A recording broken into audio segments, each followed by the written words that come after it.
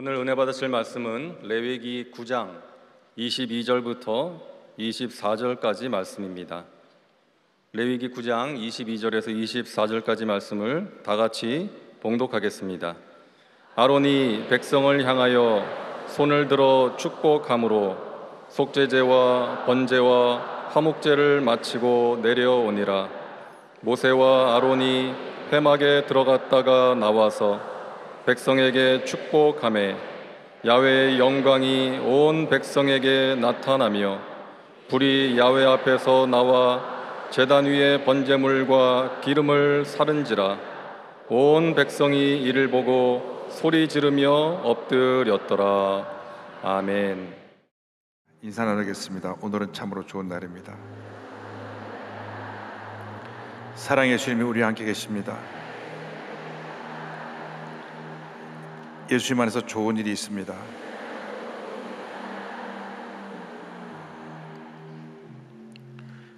기도는 위대한 힘이 있습니다. 우리가 감당하지 못할 모든 문제를 주님께 나와 부르짖고 기도하면 우리 주님이 그 기도를 들으시고 응답하시는 것입니다. 남에게 말 못할 고민도 있고 상처도 있고 가정의 문제도 있고 생활의 어려움도 있고 또 우리 대한민국에 많은 문제 어려움이 있습니다. 북한은 연일 미사일을 쏘아대고 있고 우리 남한은 지금 국론이 분열되어서 심한 갈등과 대립이 모든 분야에서 끊임없이 일어나고 있습니다. 경제적인 어려움에 일본과의 갈등도 더욱 심해져 가고 있고 어떻게 보면 우리나라가 고립된 것 같습니다. 그러나 이 나라에 기도하는 1천만 크리스찬이 있습니다. 기도할 때 하나님이 들으시고 응답하시는 것입니다. 우리가 연약한 것 같지만 기도로 주님을 붙잡기만 하면 놀라운 일이 일어나는 것입니다. 주님을 붙잡는 손이 믿음입니다. 믿음으로 주님을 꼭 붙잡으면 주님께서 큰 은혜를 주실 것입니다. 어떤 문제를 갖고 나왔든지 주 앞에 부르짖어 기도하시기 바랍니다. 주님, 나를 불쌍히 보시옵소서. 나를 긍휼히 여겨 주옵소서. 나의 간절한 기도를 응답하여 주옵소서. 개인의 문제, 가정의 문제, 생활의 문제, 자녀의 문제, 이 대한민국의 모든 문제를 주님께 맡기고 기도할 때 하나님께서 우리 기도를 들으시고 놀라운 일을 이루실 것을 믿습니다. 주 앞에 우리의 마음의 문을 열고 주여 나를 불쌍히 여기시고 나를 도와주옵소서. 우리 대한민국을 긍휼히 여기시고 붙들어 주시옵소서. 우리 다 같이 기도합니다. 주여 주여 주여. 사랑과 은혜가 잘무하신 하나님 아버지 간절히 기도드립니다. 주님만이 우리의 도움이 되시고 주님만이 우리의 문제 해결자가 되시고 주님만이 우리 삶 가운데 참된 기쁨과 평안을 가져줄 줄 믿습니다. 주님만 믿고 의지하고 바라봅니다. 개인의 문제, 가정의 문제, 생활의 문제, 자녀의 문제, 직장의 문제, 사업의 문제, 우리 대한민국의 모든 문제를 주 앞에 맡깁니다. 주여 긍휼히 여겨 주시옵소서. 긍휼히 여겨 주옵소서. 우리들의 간절한 기도를 들어 응답하여 주옵소서. 주님의 뜻이 하늘에서 이루어진 것처럼 이 땅에 이루어지게 하여 주옵소서. 제 마음을 어루만져 주셔서 주님의 기쁨과 평안함이 임하게 하여 주옵소서. 주님께서 우리 마음의 상처를 치료하여 주옵시고 눌린 마음을 자유케 하여 주옵시며 병든 육체를 고쳐 주옵시고 절망적인 상황에서 우리를 건져 주옵소서. 경제적인 어려움에서 벗어나게 하여 주옵소서. 오랫동안 기도하는 기도 제목이 응답되어지게 하여 주옵소서. 가정생활, 자녀 범사에 하나님의 은혜가 임하게 하여 주옵시고 우리 대한민국을 특별히 긍휼히 여겨 주셔서 국련이 분열되어 있고 경제가 참으로 어렵고 국가 안보가 흔들리고 있는 이때에 주여 우리를 붙들어 주시옵소서. 우리 기도하는 1천만 크리스찬들을 붙들어 주옵소서. 기도로 하나 되게 하여 주옵소서. 성령으로 하나 되게 하여 주옵소서. 말씀으로 하나 되게 하여 주옵소서. 주님의 십자가로 하나 되게 하여 주옵소서. 주님의 사랑으로 하나 되게 하여 주옵소서. 모든 마음의 장벽들이 다 무너지고 주의 사랑으로 하나 되는 견역성만 있기를 간절히 바라고 나오니 주여 우리들의 기도를 들어 응답하여 없으고 주님께서 우리 마음에 예비하신 놀라는 은혜로 사랑으로 치료로 용서로 평안으로 넘치게 주어 주옵소서.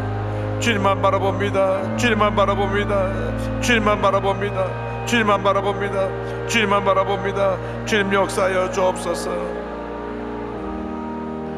오 신실하신 주, 오 신실하신 주, 날마다 자비를 베푸시며 일용할 모든 것 내려주시니 오 신실하신 주, 나의 구주. 사랑과 은혜와 자비가 무한하신 하나님 아버지, 주님의 사랑이 없으면, 주님의 용서가 없으면, 주님의 치료가 없으면, 주님의 은혜가 없으면 하루 한 시간도 살아갈 수 없음을 고백합니다.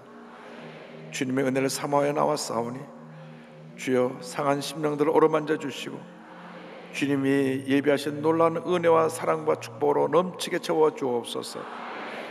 주 앞에 나올 때는 무거운 짐을 지고 나왔지만 돌아갈 때는 모든 무거운 짐을 십자가 밑에 내려놓고 기쁘고 평안한 마음으로 주님께서 우리에게 맡기신 사명 감당하게 하여 세상에 나아갈 수 있는 저희 모두가 될 수 있도록 은혜 내려 주옵소서. 예수님의 이름으로 기도 올리옵나이다. 아멘. 오 신실하신 주, 내 아버지여, 늘 함께 계시니 두려움 없네. 그 사랑 변찮고 날 지키시며 어제나 오늘이 한결같네. 오 신실하신 주, 오 신실하신 주, 날마다 자비를 베푸시며 일용할 모든 것 내려주시니 오 신실하신 주, 나의 구주. 할렐루야. 우리는 늘 변하지만 주님의 사랑은 변함이 없습니다. 오늘 전 레위기 9장 22절로 24절 말씀 가지고 하나님께 드리는 제사, 이와 같은 제목으로 함께 말씀의 은혜를 나누기 원합니다. 제목을 따라해 주시기 바랍니다. 하나님께 드리는 제사. 하나님께 드리는 제사. 성경을 보면 구약 이스라엘 백성들의 삶의 중심에는 성전이 있었습니다.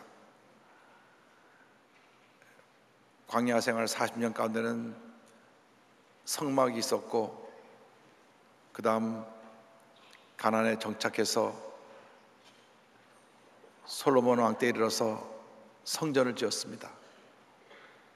왜 성전을 지었느냐? 이 성전을 통하여 하나님께 예배하기 위해서, 기도하기 위해서 성전을 지은 것입니다. 그래서 이스라엘 백성의 삶의 중심은 성전이었고 예배였습니다. 마찬가지로 우리 신앙인의 삶의 중심은 교회가 되어야 하고 예배가 되어야 합니다. 누가 믿음이 좋은 사람이냐? 예배 잘 드리는 사람입니다. 그것이 기본입니다. 예배를 잘 드리는 사람이 믿음이 좋은 사람이고, 믿음이 좋은 사람이 예배를 잘 드리는 것입니다. 근데 성경은 그 예배를 이 교회 와서 드리는 것뿐 아니라 우리의 삶 자체가 예배가 되어야 된다고 말씀하고 있습니다. 로마서 12장 1절입니다. 그러므로 형제들아, 내가 하나님의 모든 자비하심으로 너희를 권하노니 너희 몸을 하나님이 기뻐하시는 거룩한 산 제물로 드리라. 이는 너희가 드릴 영적 예배니라. 교회 와서 예배드리는 시간뿐 아니라 우리가 살아가는 삶의 모든 순간이 바로 주 앞에 드려지는 예배가 되라고 하는 것입니다. 가정에서, 직장에서, 내가 서 있는 곳 그 어디서든지 그것이 주 앞에 예배하는 예배 초소가 되기를 바랍니다. 레위기 9장을 보면 대제사장 아론이 이스라엘 백성을 위하여서 세 가지 제사를 드린 장면이 나옵니다. 이 세 가지 제사를 통하여 우리에게 주시는 영적인 교훈을 살펴보기 원합니다. 첫 번째로 속죄제를 드렸습니다. 레위기 9장 22절은 이와 같이 말씀합니다. 아론이 백성을 향하여 손을 들어 축복함으로 속죄제와 번제와 화목제를 마치고 내려오니라. 구약 레위기에 가면 여러 제사들을 소개하고 있습니다. 1장부터 9장까지 주로 제사에 대한 이야기인데 그 중에 가장 많은 부분을 속죄제에 대하여 이야기하고 있습니다. 4, 5, 6 이 3개 장의 중심적으로 기록되는 것이 바로 속죄제에 대한 것입니다. 레위기 4장 3절로 12절을 보면 제사장의 속죄에 대해서 기록하고 있고, 그 뒤 13절로 21절은 회중의 속죄에 대하여서, 22절로 26절은 족장의 속죄에 대하여서, 27절로 36절은 평민의 속죄에 대해서 기록합니다. 그러니까 4장 전체 부분이 속죄제에 대한 것이고 5장 6장에도 속죄제를 다루고 있는데, 그만큼 우리들의 삶에 있어서 하나님 앞에 죄 사함받는 것이 중요한 것을 가르쳐주고 있습니다. 죄를 지으면 하나님 앞에서 자유로울 수가 없습니다. 죄가 그 마음을 누르기 때문입니다. 그래서 우리는 이 죄에서 노인함받기 위하여 주 앞에 나와 눈물로 회개하며 우리 죄를 고백하고 죄사함을 받아야 됩니다. 하나님과 나와의 사이를 가로막는 이 장애물이 바로 죄라고 하는 것입니다. 아담과 하와가 죄를 지었을 때 하나님을 피하여 숨었던 것처럼 우리가 주 앞에 범죄했을 때 우리는 주님을 두려워하게 되고 주 앞에 감히 나갈 수 없게 되는 것입니다. 그래서 우리는 철저히 눈물로 회개하며 죄 도우심을 간구하며 주 앞에 나가야 합니다. 요한일서 1장 9절은 우리에게 말씀합니다. 만일 우리가 우리 죄를 자백하면 그는 미쁘시고 의로우사 우리 죄를 사하시며 우리를 모든 불의에서 깨끗하게 하실 것이요. 이 죄라고 하는 것이 꼭 뭐 도둑질을 하고 사기를 치고 사람을 폭행해서 상처를 주고 이렇게 눈에 드러나는 것만 아닙니다. 하나님과 나와의 관계 속에서 내가 생각으로 지은 죄, 말로 지은 죄, 행동으로 지은 죄, 주님을 기쁘시게 하지 못한 모든 것이 죄인 것입니다. 이런 죄를 철저히 회개해야 되는 것입니다. 주님 용서하여 주옵소서.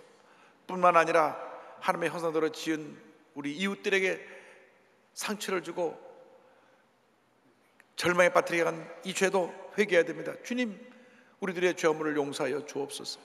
주님 용서하여 주옵소서. 우리를 불쌍히 보시고 우리의 죄를 사하여 주시옵소서.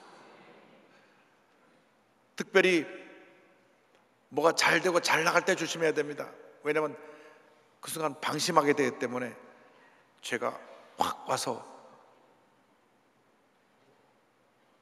우리를 절망으로 넘어뜨리는 것입니다. 다윗이 그랬습니다. 한참 다윗의 전성시대에 전쟁에 나가면 백전백승하고 태평성세를 이루었을 때 순간적으로 방심했습니다. 부하들이 나가서 전쟁터에서 싸우고 있는데 늦잠 자고 일어나 궁전에서 여기저기를 기웃거리다가 그만 그가 죄를 짓고 말았습니다. 충성스러운 부하인 우리아 장수를 전쟁터에 내버려 죽게 하고 그 부인 바세바를 빼앗았던 것입니다. 하나님께서 나단 선지자를 보내서 그를 정죄하고 그 죄를 지적합니다. 당신이 바로 그 죄인이요. 이때 다시 하나님 앞에 엎드러져 통곡하고 회개합니다. 감히 누가 왕에게 그런 죄를 지적할 수 있습니까? 죄진 것을 알고도 신하들이 아무 말도 못하고 눈치만 보고 있는데 나단 선지자가 와서 그 죄를 지적한 것입니다. 그때 눈물로 회개한 기도가 시편 51편입니다 1절로 3절은 이와 같이 말씀합니다. 하나님이여, 주인 자를 따라 내게 은혜를 베푸시며 주의 많은 긍휼을 따라 내 죄악을 지워주소서. 나의 죄악을 맑게 씻으시며 나의 죄를 깨끗이 제하소서. 무릇 나는 내 죄가를 아오니 내 죄가 항상 내 앞에 있나이다. 여러분들이 죄를 지었을 때 주님의 십자가 밑에 나와 눈물로 죄를 고백하고 죄사함을 받으시길 바랍니다. 주님, 나를 용서하여 주옵소서. 내가 하나님과 사람 앞에 죄를 지었사오니 이 죄를 용서하여 주시고 나를 정결케 하여 주어서 내가 주 앞에 바로 서게 하여 주시고 주님의 영광을 위하여 살아갈 수 있게 하여 주시옵소서. 눈물의 기도를 드리는 여러분 되기를 바랍니다. 이 속죄 제사를 드리고 난 후에 두 번째 번제를 드렸습니다. 번제는 주 앞에 온전히 제물을 다 태워드리는 헌신의 제사입니다. 9장 22절에 아론이 백성을 향하여 손을 들어 축복함으로 속죄제와 번제와 화목제를 마치고 내려오니라 말씀합니다. 진정한 번제는 그 짐승을 모두 태워드리는 것처럼 온전하게 주 앞에 다 바치는 것입니다. 내 마음도, 내 재능도, 내 물질도, 내 생명까지라도 주님이 원하신다면 주님께 드리겠습니다. 이것이 바로 번제입니다. 로마서 12장 1절을 말씀합니다. 그러므로 형제들아, 내가 하나님의 모든 자비하심으로 너희를 권하노니 너희 몸을 하나님이 기뻐하시는 거룩한 산 제물로 드리라. 이는 너희가 드릴 영적 예배니라. 영국의 부유한 상인의 아들로 태어나 주님께 부르심을 받고 선교사로 헌신한 헨리 마틴을 소개합니다. 캠브리지 대학 수학과를 수학으로 졸업한 그는 주님의 부르심을 받고 나서 모든 것을 다 내려놓고 인도에 선교사로 갑니다. 인도에 가보니 저들이 하나님의 말씀을 들어야 되는데 성경이 없어요. 그래서 그들 위해서 힌디어로 성경을 번역하고 또 페르시아어로 아람어로 성경을 번역해서 성경을 배포합니다. 열악한 환경 속에 복음을 전하다가 31살의 나이로 순교합니다. 한참 더 주님의 일을 잘 감당할 수 있는 그 젊은 나이인데 그는 하나님의 영광을 위해서 온몸을 던져 희생한 것입니다. 그런데 그가 남긴 유명한 말이 있습니다. 나는 지금까지 하찮은 목적을 위해 하나님의 종이 아닌 흙덩어리로 살았습니다. 이제 나로 하여금 하나님을 위해 불타 없어지게 하소서.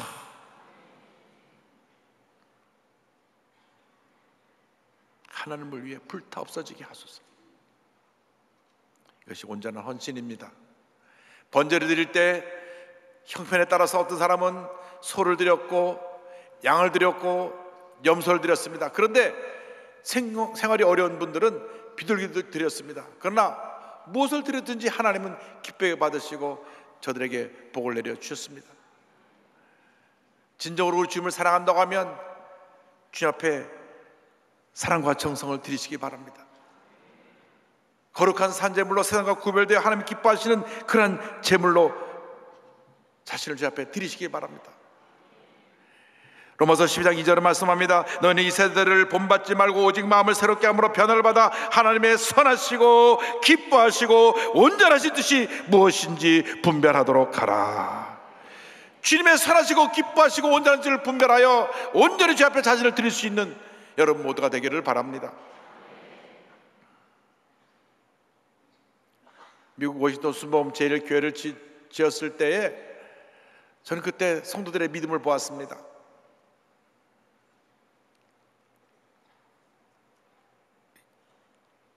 교회에서 직접 교회 건축을 하느라 매달 공사비가 10만 불에서 14만 불이 들어갈 때였습니다.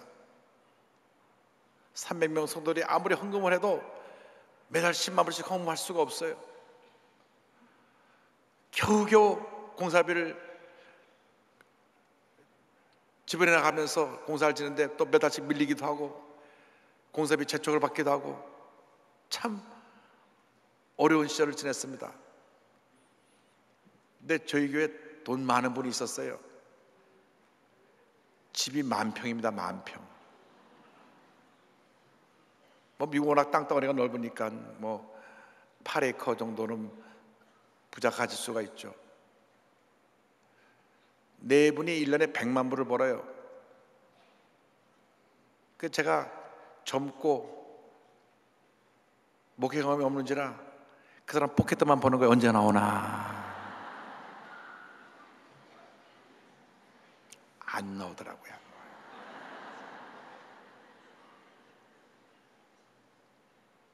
단 1,000불이 귀해가지고 그냥 하나님 앞에 교회 건축병 모자라다가 뭐 눈물 나기도 하는데 안 나오더라고요. 안 나와. 하나님 아버지 저 포켓을 눌렀어. 그 사람도 근데 그 사람을 안 누르시는 거예요. 오히려 옥합을 깨뜨리는 분은 가장 어렵게 사는 분이었습니다. 세탁에서 바느질하면서 한 달에 1,000불 버는 분이 있는데 가정도 형편없는 않습니다. 그런데 1년치를 다 모아서 10,000불 하고 또 10,000불은 개를 들어서 타고 20,000불을 그 집사님이 주님 앞에 가져왔는데요. 누런 봉투에 얼마나 울었는지 눈물장으로 얼룩진 그 헌금 봉투를 가져와서 주님 앞에 내놓았습니다. 한 달에 1,000불을 버는 분이 내는 헌금하고 1년에 100만 불 버는 내는 헌금하고 건축 헌금은 비슷했어요. 진정한 헌신이란 이렇게 옥합을 깨뜨리는 것입니다. 외교관이 한 분 있었는데 그 아들 대학 등록금을 준비합니다. 왜냐하면 목돈을 준비할 수 없으니까 매달 월급에서 얼마씩 떼어가지고 대학 등록금을 준비하는 거예요. 미국 대학 등록금이 1년에 5, 6만 불 이상 드니까. 그런데 교회 건축을 할 때 가장 어려울 때 그냥 그 등록금을 주님 앞에 갖다 내놓더라고요. 근데 하나님은 참 공짜가 없으세요. 그 아들요 4년 장학생으로 대학을 가더라고요. 할렐루야.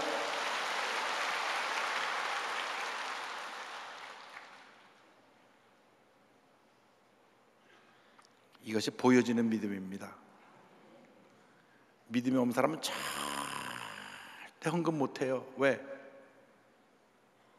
내 마음에 감동이 없기 때문에. 제가 그때 이후로는 사람 이렇게 포켓을 보면서 목회하지 않습니다. 주님, 제가 목회 경험이 없어서 자꾸 남의 호주머니만 봤는데 우리 하나님의 호주머니만 보게 하여 주옵소서. 은도 내 것이요 금도 내 것이요 모두 우리 아버지 것인데 내가 자꾸 사람의 호주머니 보고 있어가지고 혼자 상처받고 혼자 힘들고 혼자 낙심하고. 여러분 주님만 바라보시기 바랍니다. 주님만 의지하시기 바랍니다. 고린도서 10장 31절은 말씀합니다. 그러즉 너희가 먹든지 마시든지 무엇을 하든지 다 하나님의 영광을 위하여 하라. 할렐루야. 온전하게 드리는 삶을 살 수 있게 되기를 바랍니다.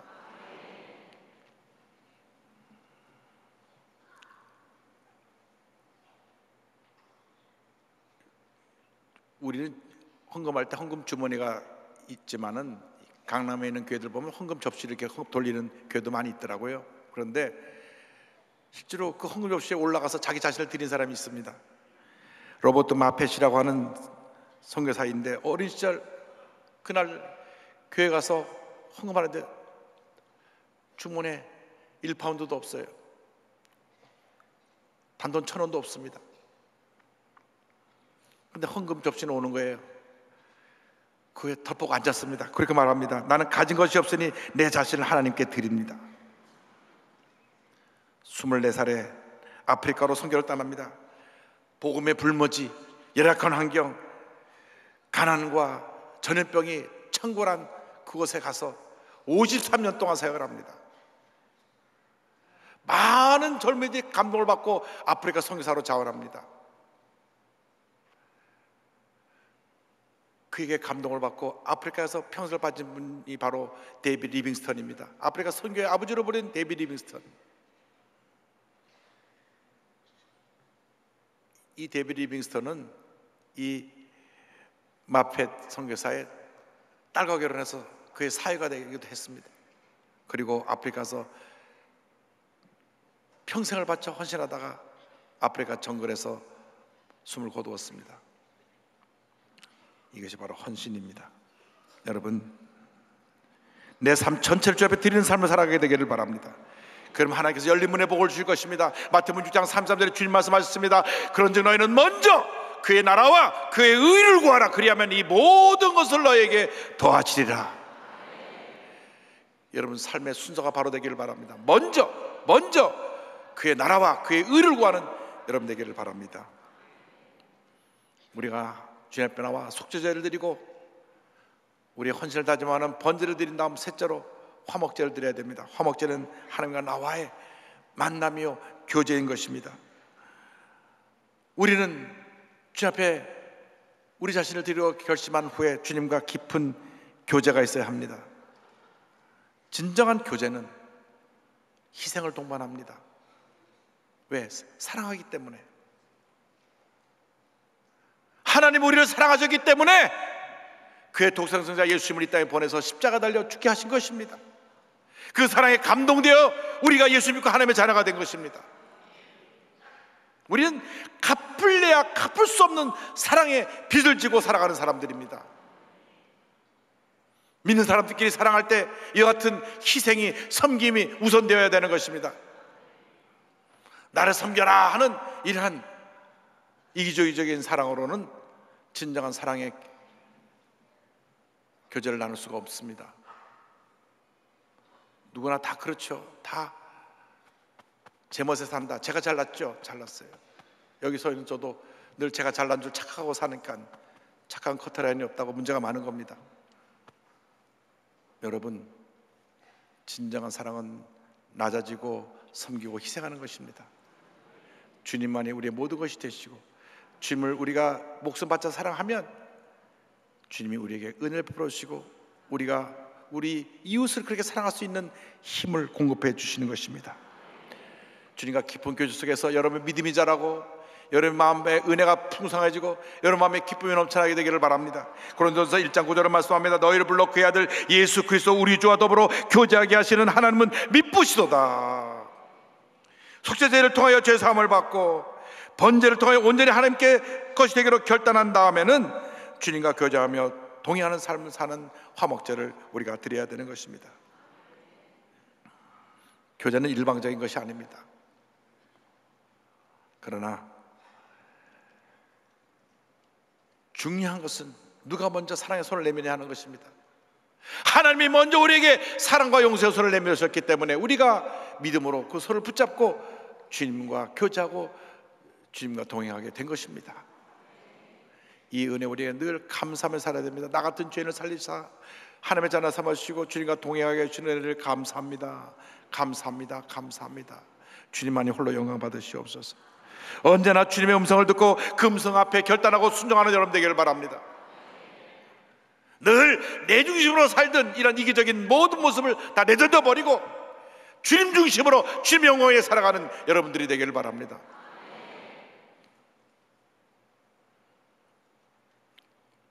우리가 아멘 하는데 잘 안 돼요. 사실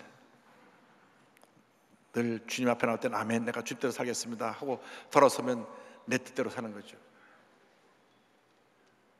그래서 늘 우리에게 문제가 많고 상처가 많은 것입니다. 주님, 우리 주님 보시기에 부끄럽지 않은 삶을 살게 하여 주시고 지질 땐 사랑의 모습을 담고 살게 하여 주옵소서. 에녹이라고 하는 사람은 365년 동안 하나님과 동행하며 살면서 하나님을 얼마나 감동시켰든지 하나님이 죽음을 보지 않게 하고 천국에 데려가셨습니다.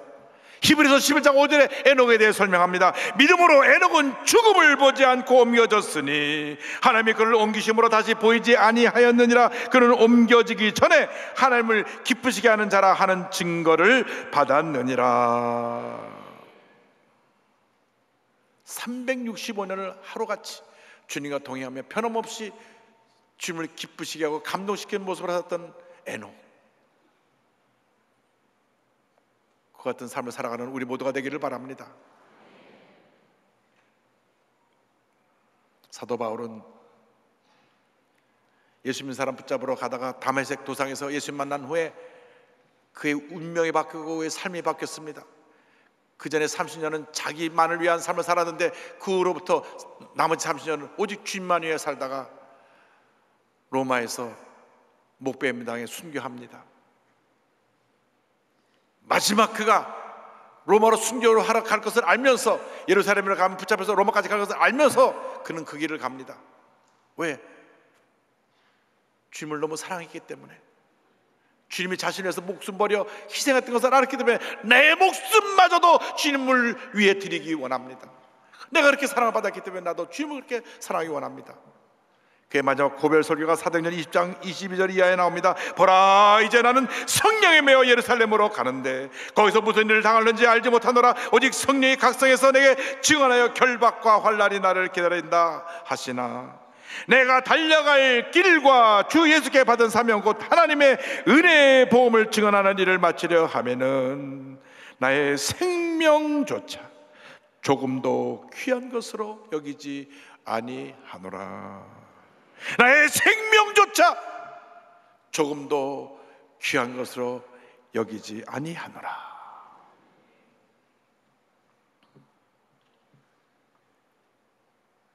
우리가 내 것은 얼마나 그냥 움켜쥐고 내 것 무엇 하나 손해보지 않으려고 합니까? 그래서 생명까지 내놓는다는 것은 상상을 초월한 일입니다. 그러나 사울은 바울로 이름이 불려지고 난 이후에 그의 일생이 이렇게 생명까지 바칠 수 있는 헌신의 삶, 희생의 삶이 되었던 것입니다. 인생은 한 번 지나가고 다시 돌아오지 않는 길입니다.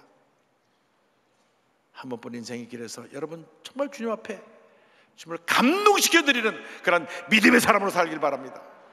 늘 주님을 감동시켜드리고 주님 앞에서 늘 내 부끄럽고 수치스러운 모습을 회개하고 내가 주님의 은혜로 정결함 받아 늘 자신을 드리기를 힘쓰고 주님과 깊은 교제 속에 주님을 날마다 기쁘시게 하고 주님을 감동시켜드리는 믿음의 사람, 은혜의 사람, 축복의 사람이 되기를 주님의 이름으로 축원합니다. 축원합니다. 축원합니다. 기도하겠습니다. 사랑과 은혜와 자비가 무한하신 하나님 아버지, 우리가 주님을 사랑한다고 늘 입술로는 말하지만 언제나 이기적인 나의 모습 때문에 주님보다는 내 자신을 더 사랑하고 내 자신을 더 보호하고 움켜쥐고 살았던 나의 모습을 회개하고 주 앞에 나의 잘못을 고백하오니 용서하여 주옵소서. 이제 우리 남은 여생 하나님 영광에 살아가는 저희 모두가 되게 하여 주시옵소서. 예수님의 이름으로 기도 올리옵나이다. 아멘.